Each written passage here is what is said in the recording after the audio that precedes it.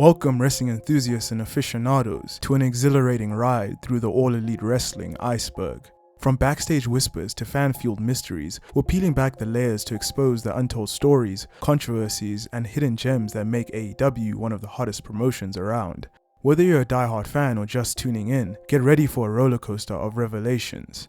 This is the AEW Iceberg. For those who are unfamiliar with the iceberg concept, the structure of this video is inspired by the iceberg metaphor, where only a small portion of an iceberg is visible above the waterline, representing the well-known or mainstream information, while the bulk of the iceberg is submerged, symbolizing the hidden or niche details. So basically, as you go further along in the video, the more interesting it will become. But without further ado, let's get right into the video.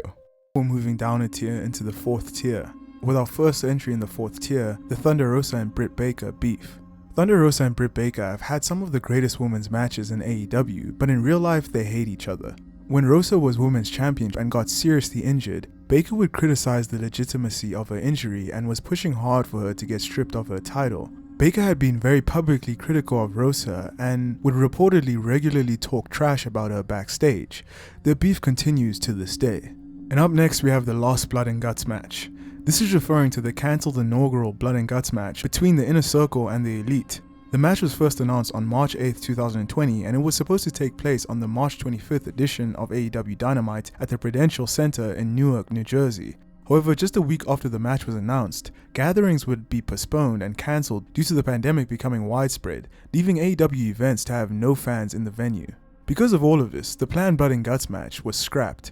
This match would have been a banger. And up next we have Cody Rhodes' cut. At the first ever Full Gear pay-per-view in 2019, Cody Rhodes went up against Chris Jericho for the AEW World Championship.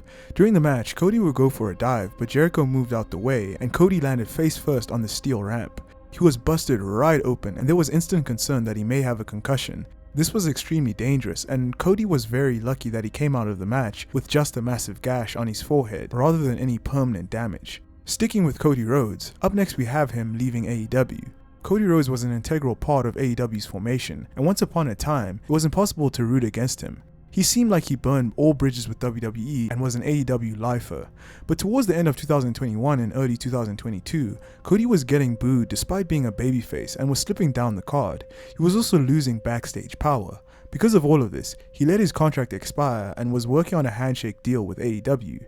He then debuted in WWE at WrestleMania 38 in a move that shocked wrestling fans. AEW hasn't been the same since he left. And up next we have Jay Lethal speaking out. A women's wrestler called Kelly Klein said that there were multiple women in Ring of Honor who brought forward complaints and evidence of SA by Jay Lethal in ROH, but ROH always covered it up. Lethal of course denied all these allegations toward him, and since then he has signed for AEW and has been wrestling frequently for that company. And up next we have Britt Baker vs Nia Jax. Before Britt Baker was signed to AEW, she worked a match as an enhancement talent on WWE Raw against Nia Jax. This was Nia Jax's debut on Raw from NXT, so there was a lot of pressure on Baker to make the match look good. The match went well, even though it was more of a squash. And up next we have Kris Statlander lands on her head. The May 13th, 2020 edition of AEW's Dynamite featured a fatal 4-way match including Kris Statlander, and during this match a bad botch happened. In this match, Statlander would hoist Penelope Ford on top of her shoulders. Ford tried to do a poison runner, but they weren't synced up properly and Statlander spiked herself right on her head. It looked completely unsafe and the ref had to check on the well-being of Statlander, who was thankfully okay. This situation could have been way worse. And up next we have WWE Stanbot's theory. In April of 2022, Tony Khan made an insane tweet claiming that the anti-AEW crowd aren't real individuals, but rather they are staff running thousands of accounts using an army of bots to signal boost them when they hate on AEW. He then implied that WWE were paying for this to happen.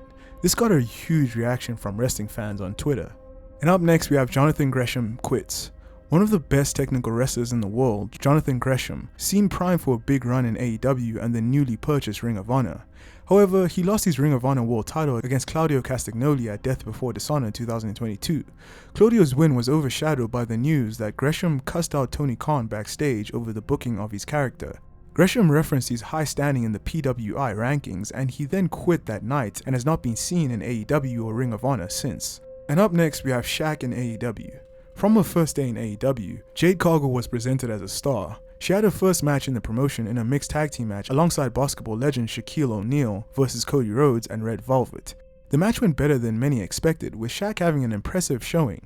Shaq's final move was going through a table with Cody Rhodes. In a post-match angle, Shaq was taken to an ambulance on a stretcher, and later on, a camera returned to the ambulance, but Shaq had vanished, leaving the feud on a cliffhanger. Sticking with Jade Cargill, next up we have her leaving AEW. Cargill was a major star in AEW, being the TBS champion for a record 508 days and going on a 60-match unbeaten streak. AEW had big plans for her, but when her contract was up, she refused to re-sign. Tony Khan threw a lot of money at her to re-sign, but ultimately she chose to sign for WWE, which was a big loss for AEW. And up next we have Jack Evans' travel issues. Jack Evans was part of the tag team Hybrid 2 along with Angelico, and they were a promising tag team. In December of 2022, Evans encountered trouble in Mexico with the police, where two cops extorted him for over 7,000 pesos, approximately $350 over a period of 4 days. Evans went on record and said that if he were to get arrested, it's because the police planted drugs on him. He then filed an official complaint against the Mexican police for corruption.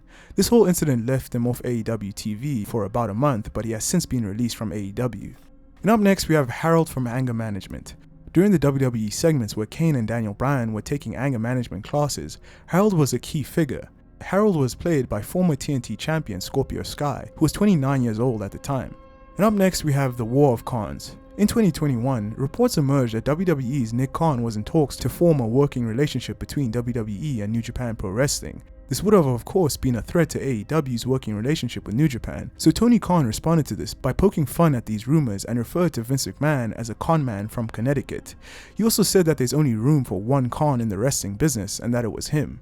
The whole thing felt like a bit of fluffed up peacocking, but it got the job done. And up next we have Jake Atlas's arrest. Jake Atlas is an openly gay wrestler that signed for AEW in early 2022, but just 4 months after he was signed, he got arrested for drunkenly assaulting his boyfriend during an argument over a sexual encounter. This prompted AEW to release him from his contract. And up next we have the MJF pipe bomb. In mid-2022, reports of a massive backstage fight between MJF and Tony Khan began to emerge as Khan was cross at MJF for doing an interview with Ariel Helwani without his permission. MJF was doing whatever he wanted because he wanted a raise and made Tony Khan well aware of it. Everything came to a head on the week of Double or Nothing 2022 when MJF no-showed a meet and greet and purchased a plane ticket to go home that would have seen him miss the pay-per-view and his blow-off match with Wardlow. He didn't get on the flight and was subsequently squashed by Wardlow at Double or Nothing. On TV a few days later, he called Tony Khan a f***ing mark on live TV and demanded that Tony Khan fires him. He would smooth things over with Khan by getting more money, but the whole ordeal greatly undermined Wardlow. And now we're moving down a tier of the iceberg into the third tier. Our first entry on the third tier is the chair shot to Cody. At AEW's Fyter Fest 2019, Cody Rhodes faced off against Darby Allin, but their match was overshadowed by what happened afterwards when Shawn Spears came out and hit Cody Rhodes over the head with a chair shot that was unprotected. The lip of the chair caught Cody on the back of his head and a pool of blood began to form. This was very controversial in the wrestling world, as it's very rare to see an unprotected chair shot to the head these days. Up next we have Kris Statlander in WWE. At WrestleMania 35, the Iconics won the Women's World Tag Team Championships, and they defended their titles on SmackDown against Kris Statlander and a tag partner in her tag team called the Brooklyn Bells. This was Statlander's one and only WWE appearance, with her rejecting a WWE contract before signing for AEW in 2019. And up next we have the CM Punk foot injury. At AEW's Double or Nothing 2022, CM Punk won the AEW World Championship from Hangman Adam Page. However, just a few days after this, when he did a stage dive, his foot hit the guardrail, causing it to break. He went on to wrestle a whole match with a broken foot. And up next we have Susan G. Komen. Wrestling fans will know Susan G. Komen as WWE's regular charitable collaborator for breast cancer research and awareness. Unfortunately, the organization is known for some less than desirable things, as well as using donation money to target other charitable foundations with legal action.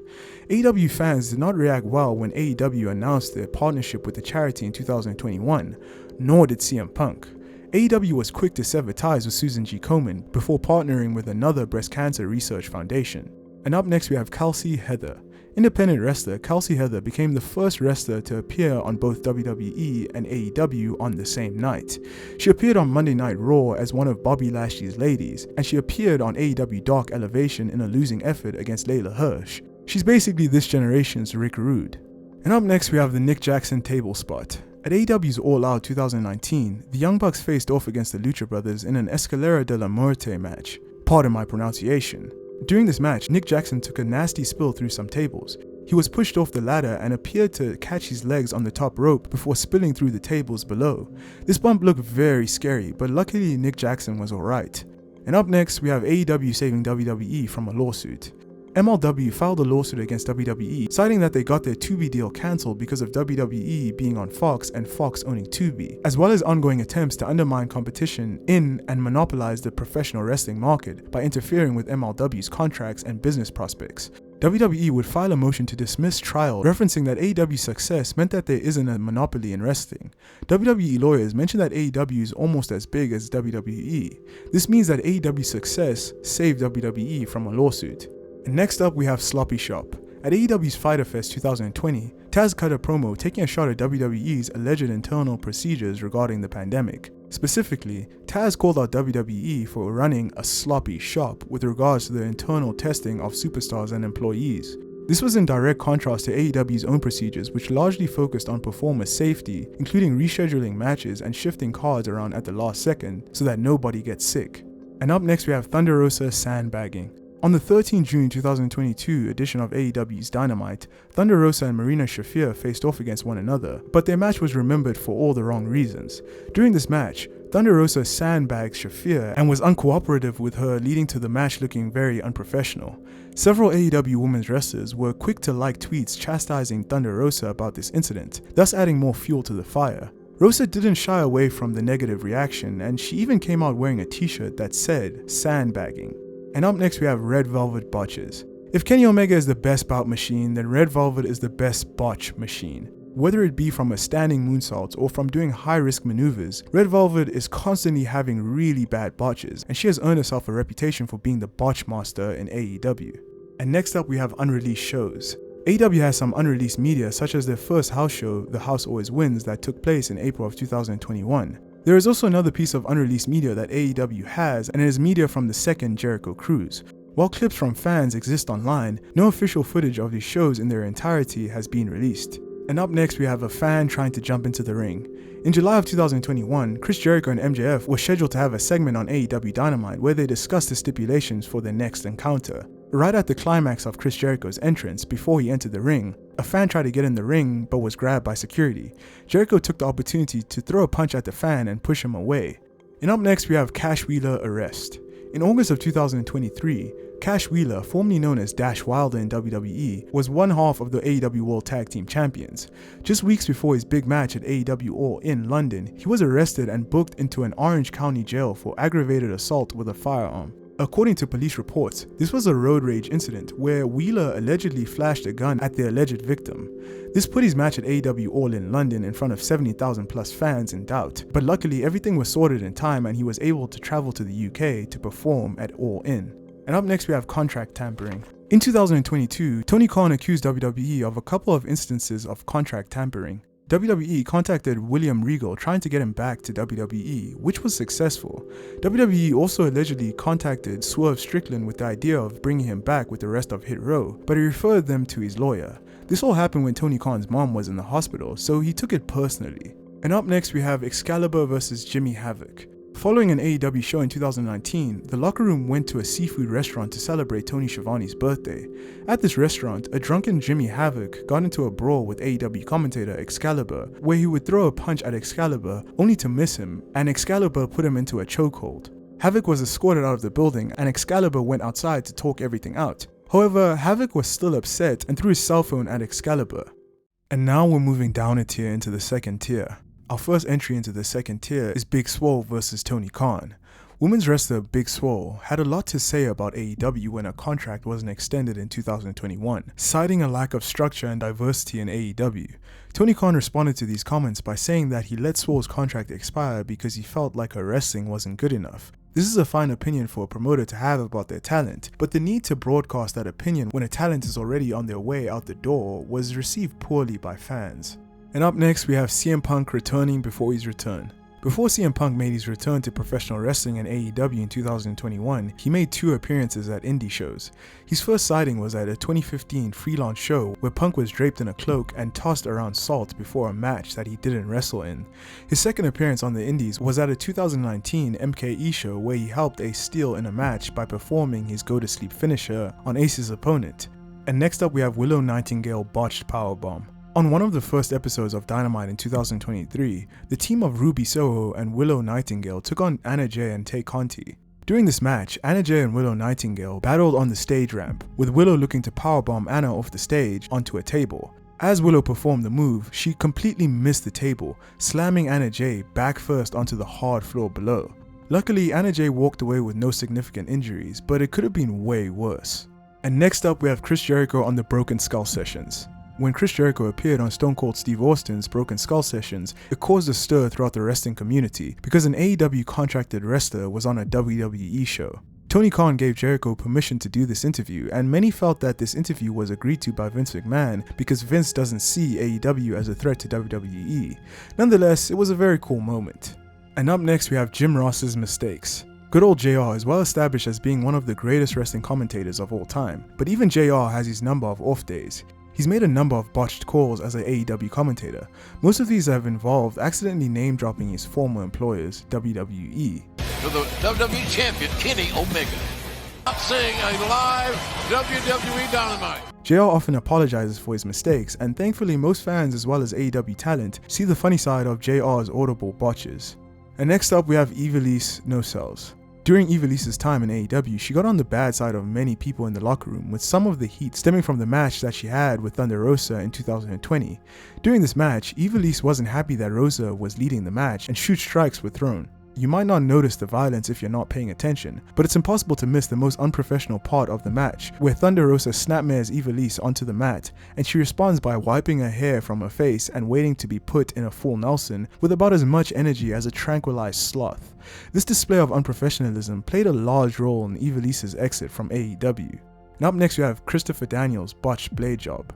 On the May 12, 2021 edition of AEW Dynamite, Christopher Daniels' SCU faced off against the Young Bucks in a match for the AEW World Tag Team Championships. During this match, Daniels' head quote-unquote hit the ring post and he was busted open. He was bleeding profusely, but in reality it was a botched blade job. You can even see the blade right next to him as he bled out. He was bleeding so much that he bled all over the Young Bucks' sneakers. Because of this botched blade job, Daniels suffered a hemorrhage, causing the white around his eye to be discolored for many months after the incident. And up next we have Max Caster suspended. During the August 3, 2021 episode of AEW Dark, Max Caster performed a rap that made reference to Olympian Simone Biles' mental health issues, the famous Duke Lacrosse SA case, and he made a crude sexual joke about Julia Hart, who was 19 at the time. This rap still made air despite it being taped, and it landed Max Caster in a lot of hot water with the fans and with management. Tony Khan called his rap terrible and suspended Caster for the following month. He has since returned and is over with the fans, but now he has to get his raps approved before he performs them. And up next we have Serena Deeb's seizures. Serena Deeb is one of the best women's wrestlers in AEW. However, she suddenly disappeared in AEW in late 2022, and everyone was wondering why she disappeared. More than a year after her disappearance, it was revealed that Deeb had been suffering from unprovoked seizures, forcing her to take a break from wrestling. This is incredibly scary. Up next we have the Young Bucks as DX. On an episode of ECW in 2008, Matt and Nick Jackson impersonated Triple H and Shawn Michaels of D-Generation X.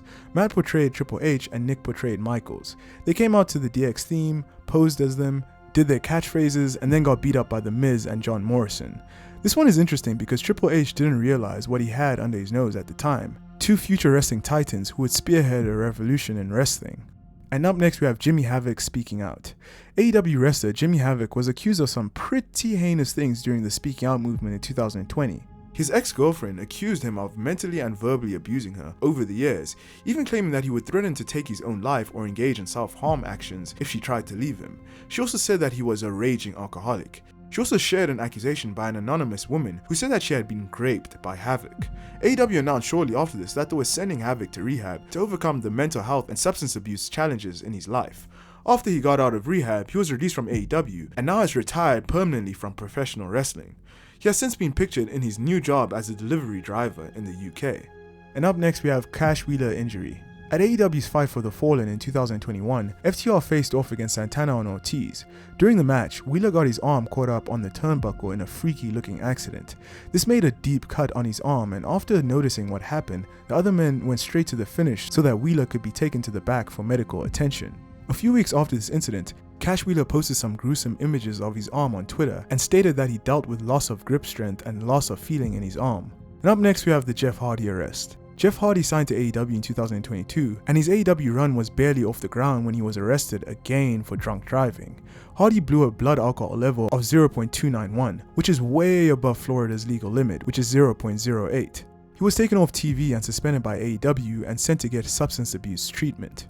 And next up we have Sammy Guevara and Sasha Banks. Sammy Guevara's name was brought up in the Speaking Out movement in 2020, but instead of any woman accusing him of anything heinous, it was actually something that he said that caused his name to pop up in this movement. An audio from a podcast went viral where Sammy Guevara joked that he wanted to grape WWE Women's Wrestler Sasha Banks. AEW subsequently suspended Guevara without pay, with him agreeing to go to extensive sensitivity training.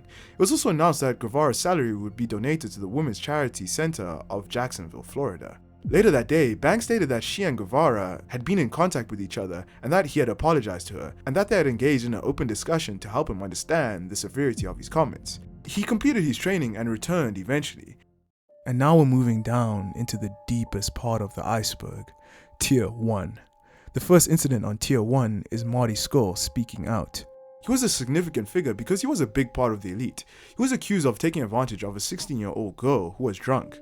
The event took place at an after-party for an indie show where the girl was drinking despite her being underage. Scurll allegedly took her back to his hotel, where he allegedly forced her to perform oral on him, and he tried to have sex with her, but she denied this. Scurll would release 2 statements in which he did not deny the allegations, but claimed that the encounter was consensual, and he reiterated that what he did was not illegal, considering that the age of consent in the UK is 16 years old. Ring of Honor then announced that they would look into the allegations. A few months after this, Scurll voluntarily left Ring of Honor, terminating his lucrative 6-figure contract with the company. No US promotions want to book Scurll, so he mainly wrestles in Puerto Rico now and has slipped into obscurity. Up next we have the Top Flight Curse. The tag team consisting of real-life brothers, Dante and Darius Martin, were one of the most exciting prospects in AEW, but they have failed to reach their potential because of their risky and high-flying way of wrestling, which has left them prone to injuries. In February of 2021, Darius Martin suffered a torn ACL during a match, and this left him on the shelf for 9 months, leaving Dante Martin to wrestle by himself. When Darius returned, him and his brother worked just 7 matches together, and then Darius got injured again when he got into a serious car accident, which left him out of action for another 6 months. When Darius returned, him and his brother reunited for a few months, but then during an ROH ladder match, Dante landed badly when he took a Canadian destroyer through multiple tables. His ankle was visibly broken and his foot was bent the other way. Dante Martin was out for about 8 months because of this. And next up we have Excalibur saying the N-word. During the summer of 2020, old videos emerged of AEW commentator Excalibur using the N-word in a wrestling promo. The promo in question was from a PWG show, and the clip resurfacing took Excalibur off AEW TV for over a month. And up next we have Evil Danhausen. Before the very nice and very evil Danhausen we all got to know and love, the original Danhausen was very unsettling to say the least. In 2018, when the Danhausen character was first introduced, he was a more serious and disturbing type of character. His vignettes had a darker horror theme with unnerving scenes, such as him typing out "I will not be ignored" over and over into a typewriter, watching a static TV in the dark, and just laying on the floor covered in a plastic bag. Danhausen's original character took inspiration from the 2000 movie Shadow of a Vampire. In 2019, Danhausen started adding a more comedic side to his character, stating that his more serious evil character had reached its ceiling. And up next we have Rey Fénix's injury. On the first episode of AEW Dynamite on TBS, the World Tag Team Champions, the Lucha Brothers, faced off against Jungle Boy and Luchasaurus. Near the end of the match, an unfortunate incident occurred when Luchasaurus chokeslammed Rey Fénix through a table. Fénix landed on his arm at an awkward angle, and his arm snapped backwards in a gruesome manner. Everyone thought that he had broken his arm, but he had actually suffered a dislocated elbow. And up next, we have the Hulk Hogan ban. Hulk Hogan is one of the most influential wrestlers of all time, but in 2015, a controversial audio tape of him went public where he said some very racist things. This led to him getting cancelled, well, at least among wrestling fans. In 2020, Tony Khan stated that Hulk Hogan and his wife are banned from working with AEW in any capacity due to his racist past. And up next, we have Sammy Guevara versus Matt Hardy. This is 100% the most cursed feud in AEW history. To start this feud off, the two men were involved in a segment where Sammy threw a metal folding chair into Matt's face.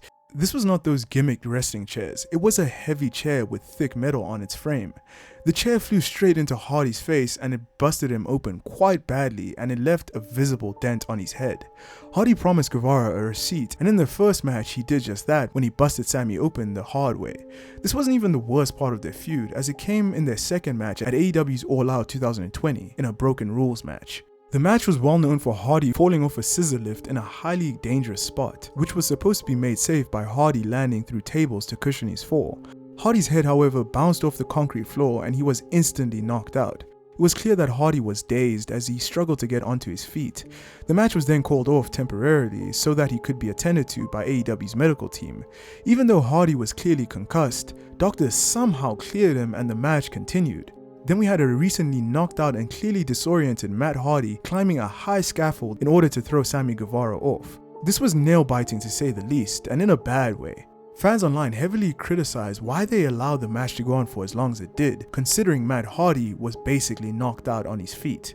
And up next we have the Briscoes. The Briscoe brothers were one of the greatest tag teams in the modern era, and they were Ring of Honor mainstays. So because Tony Khan purchased ROH, he was looking to sign the Briscoes to official contracts, but this was blocked by Warner Media. Reportedly, a person of influence at Warner Media did not want Mark Briscoe and Jay Briscoe signed to AEW, mainly due to Jay Briscoe's homophobic tweets from 2013 that he apologized for. Unfortunately, Jay Briscoe passed away in a car accident in early 2023. As a result of Jay's unfortunate death, his brother Mark Briscoe was officially signed to All Elite Wrestling. Rest in peace, Jay Briscoe. And up next we have Lance Archer, neck injury. In 2022, a world title eliminator match between Lance Archer and Eddie Kingston happened. During this match, Archer attempted a moonsault off of the top rope but ended up rotating less than he should have, which resulted in him landing on his head. He was then checked on at ringside by the referee and ringside physician. Miraculously, Archer did not have a broken neck, as it was a jam neck, but it was still required for him to take several months off. Thankfully, he made a full recovery because it could have been a completely different story. And up next we have Hikaru Shida racism. Hikaru Shida was given the unenviable task of carrying the AEW Women's Championship during the peak of the pandemic. During this period though, Shida did a fantastic job and was rewarded with a newer, bigger championship on the final Dynamite before Double or Nothing 2021. This was a very special moment, but it was tainted by Spanish commentator Willie Urbina, who mocked Shida's accent in a racist way. Willie, que Shida. Cállate, no manches. Naturally, this caused an uproar on Twitter and Urbina was quickly fired as a result. And up next we have Ricky Starks breaks neck. On a 2021 episode of AEW's Dynamite, Ricky Starks had a match against Adam Page. During this match, Hammond gave Ricky Starks a German suplex, with Starks over-rotating and landing right on his neck. To everyone's surprise, he no-sold this and immediately stood right back up and continued the match. It was later found out that Starks had suffered a fractured neck. Luckily, he's made a full recovery because this could have ended up a lot worse. And up next we have Brian Kendrick vs Jon Moxley. On the February 2nd, 2022 episode of AEW's Dynamite, Brian Kendrick, who was recently released by WWE, was set to debut in AEW against Jon Moxley. Moments before this match was set to take place, Kendrick would be pulled from the match after his controversial views were exposed. Kendrick had controversial views about the Sandy Hook school shooting, 9/11, the Holocaust, and several other tragic events. Kendrick would later apologize for his views, but AEW still blacklisted him. And next up we have AJ Styles' debut. Around the time of the first AEW Dynamite in 2019, AJ Styles' WWE contract was set to expire. The Good Brothers Luke Gallows and Carl Anderson revealed on a podcast that the original plans for the ending of the first episode of Dynamite would be for AJ Styles and the Good Brothers to make a surprise debut at the end of the show. However, that didn't happen as the trio signed extensions to their WWE contracts. And now we're moving on to the deepest part of the iceberg, the bottom of Tier 1. We can't have anyone or anything else as the last entry other than CM Punk. CM Punk was one of WWE's biggest stars and draws, but he had a messy divorce from them in 2014 and it seemed like he would never return to wrestling again. He miraculously returned to wrestling in 2021 when he made his debut for AEW. However, about a year into his AEW run, things started to go south. With All Out 2022 in the books, Punk had an interview in the post-show media scrum, and in this interview, he went off. In this incident, Punk proceeded to critique wrestling journalists who helped perpetuate a rumor that he'd gotten Cabana removed from AEW television. He actively denied any role in getting Cabana and nixed from weekly AEW television. Punk took his rant a step further and put much of the blame on the company's EVPs, Kenny Omega and the Young Bucks. He noted that they likely organized the rumors against him as some form of hit job and criticized their management skills. Little did Punk know just how badly those very words would end up haunting him just a short while later. Following his heated words from the media scrum, the Elite opted to take Punk on his suggestion to take it up with him. The Elite then paid Punk's locker room a visit, and what happened afterwards was a fight that allegedly started when the Elite forced themselves inside. The fight, which has been referred to as Brawl Out, quickly became the talk of the pro wrestling world. Tony Khan responded to Brawl Out by stripping Punk of the AEW World Championship and the Elite of the Trios Championships that they had each just won. When CM Punk returned after his suspension from AEW threw AEW All In at Wembley Stadium in UK, and a backstage incident took place between CM Punk and Jack Perry at Wembley Stadium. It reportedly centered on a spot involving the use of real glass in Perry's match at AEW All In London, of which Punk advised the rising star to use fake glass to ensure his safety. Jack Perry appeared to respond to these concerns in his 0-hour pre-match, as he and Hook proceeded to take bumps on a shattered car windshield of a limousine. Before these spots though, he defiantly stared directly into the camera and said, "Real glass, go cry me a river." Reportedly, when Jack Perry went backstage, Punk questioned Perry as to whether they had a problem, and reports say that CM Punk was the one to throw the first punch. Punk is understood to have reportedly shoved Perry and put him into a chokehold, and this led to CM Punk's firing from AEW. CM Punk was not dismissed solely because of his backstage altercation with Jack Perry, though that did not help his cause. His firing came after Khan felt physically threatened by Punk at All In during his attempt to get Punk refocused on the match. Unlike prior occasions, Khan was not able to effectively communicate or reason with Punk, and eyewitness accounts supporting Khan's claim further ended any chance that Punk would return to AEW. Khan's legal team unanimously recommended that Punk's contract be terminated, and Khan ultimately made the decision to fire him. CM Punk has since returned to WWE in a surprising twist of fate, but that was the Complete AEW Iceberg. Thank you for watching this video. If you enjoyed this video, please check out our other videos. Also, please like, share, comment, and subscribe. But anyway, goodbye.